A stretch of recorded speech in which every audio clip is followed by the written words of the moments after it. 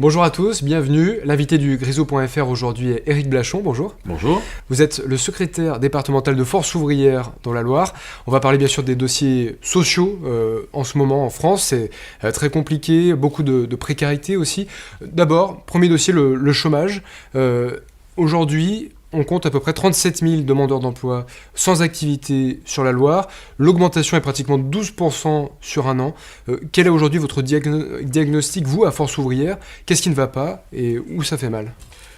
Une grande inquiétude parce que c'est vrai que la Loire, c'est un territoire qui est affecté depuis de nombreuses années. Alors même si on s'aperçoit aujourd'hui on aperçoit une certaine forme de stagnation du chômage, ce qui est une relative bonne nouvelle. Ce qu'il faut voir, c'est qu'on a trois territoires qui sont impactés différemment. Loire-Nord, très impacté par le chômage. Loire-Sud s'en sortirait pas trop mal aujourd'hui, mais bon, on a essuyé quand même pas mal les plates de la crise. Et là où on a une inquiétude, c'est le Forez, le Montbrisonnais, où on sent une aggravation du chômage. Alors, comment se sortir de cette crise? Il faut voir qu'aujourd'hui, on souffre de cette désindustrialisation, qui a été une catastrophe nationale en fin de compte. Et plus particulièrement dans des territoires comme les nôtres, où il y avait une industrie de la métallurgie qui était puissante, où on avait des sortes de réseaux d'entreprises qui permettaient justement de se sortir des crises précédentes, notamment, je parle d'une histoire ancienne, la mine. Mais on savait faire. Maintenant, c'est un peu plus compliqué. Mais pour lutter, vous voulez dire qu'on aurait dû agir avant pour éviter cette désindustrialisation? Déjà, il aurait fallu ne pas abandonner le problème de l'industrie. Et là, il y a beaucoup de responsables. Il y a le politique qui est responsable, mais il y a aussi nos partenaires du monde patronal qui ont abandonné des formations en prétextant que c'était plus d'utilité de former notamment des chaudronniers. Alors aujourd'hui, on nous explique le contraire. On nous dit, oui, c'est pas normal, Une prise de conscience. Les centres d'orientation ne font pas leur boulot, ils n'orientent pas les jeunes vers la chaudronnerie parce que c'est un métier sale. Non, c'est pas tout à fait ça. C'est qu'à un moment donné, il y a eu des décisions qui ont été lourdes de conséquences et aujourd'hui, on en paye le prix fort. Alors qu'est-ce que vous, en tant que leader sur le département de Force ouvrière, qu'est-ce que votre syndicat a comme solution, on va dire, pour d'une part enrayer l'augmentation du nombre de chômeurs et aussi pour recréer de la croissance et de l'emploi? Alors, il y a deux problèmes. Il y a un problème endogène, un problème exogène. Ce qui est du territoire, malheureusement, on souffre d'infrastructures qui ne sont pas adaptées. On a un problème ferré, on a un problème autoroutier, on a un problème d'aéroport. Et aujourd'hui, on voit toutes les difficultés que peuvent avoir les politiques pour pouvoir s'accorder sur la manière de faire avancer le dossier comme la 45. On a le dossier de la voie ferrée, qui est quand même une des deuxièmes voies les plus pratiquées en France après Île-de-France, en termes de fréquentation, parce que les gens vont chercher leur travail sur Lyon maintenant, puisqu'on a tellement fermé d'entreprises sur le territoire ligérien que il faudrait peut-être envisager de faire quelque chose pour améliorer cette ligne qui est quand même archaïque, obsolète et qui n'est plus à la hauteur des enjeux de ce jour. Et puis l'aéroport, si l'aéroport venait à fermer, ça serait quand même un élément difficile pour le contexte économique dans lequel on se trouve, parce qu'on veut relancer l'économie sur quelques pistes. On peut imaginer que la Loire pourrait s'en sortir dans un domaine qui n'est pas suffisamment mis en avant, et quoique il y a des entreprises qui s'installent, c'est le domaine du luxe.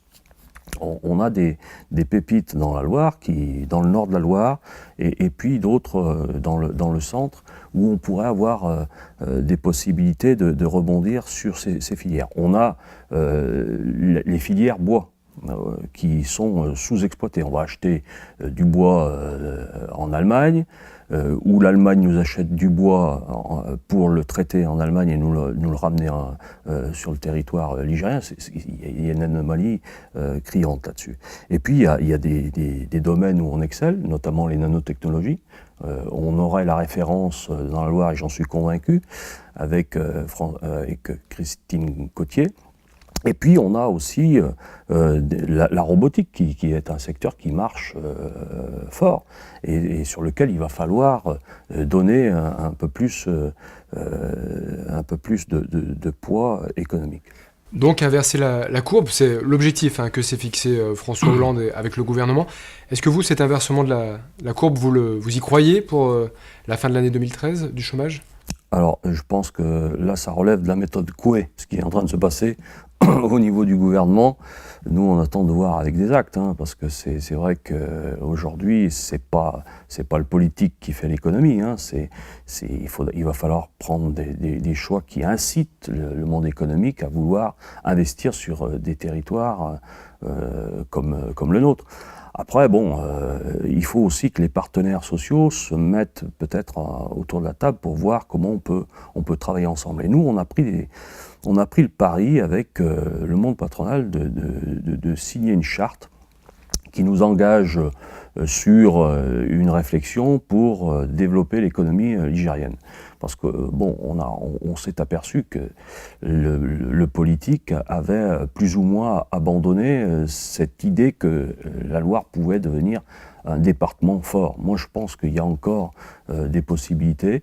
On a une chambre de commerce qui se bat beaucoup sur l'industrie, sur la métallurgie. On a des entreprises qui valent le coup d'être accompagnées. Et je crois que c'est là-dessus qu'il va falloir aussi travailler pour pouvoir endiguer le chômage, mais pas par des incantations qui vont avoir des difficultés à se mettre en musique. Donc vous parlez de vous mettre autour de la table avec vos partenaires, vous y êtes. C'est ce qui se fait beaucoup aussi au niveau national, il y a eu 2 conférences sociales quand même, il y a beaucoup de discussions autour de la table, mais finalement on a l'impression que quand même chacun campe sur ses positions, que ce soit d'un côté Force ouvrière et la CGT, ou de l'autre le MEDEF et la CFDT. La grande différence, c'est que la conférence sociale, elle est organisée par le politique.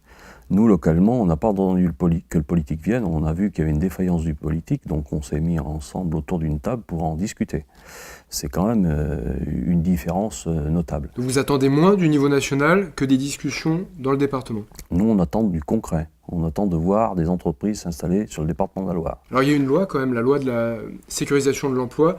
Le but, c'était justement d'éviter certaines situations difficiles dans les entreprises, laisser un temps pour qu'elles se redressent, permettre une certaine flexibilité aussi. Oui, c'est ce que j'allais vous dire. Vous avez oublié un terme qui est fort. Vous l'avez dénoncé, votre syndicat l'a dénoncé. Nous, ce qu'on appelle la flexi-sécurité, c'est justement, on est flexible au départ, et puis on verra après pour la sécurisation des parcours des salariés.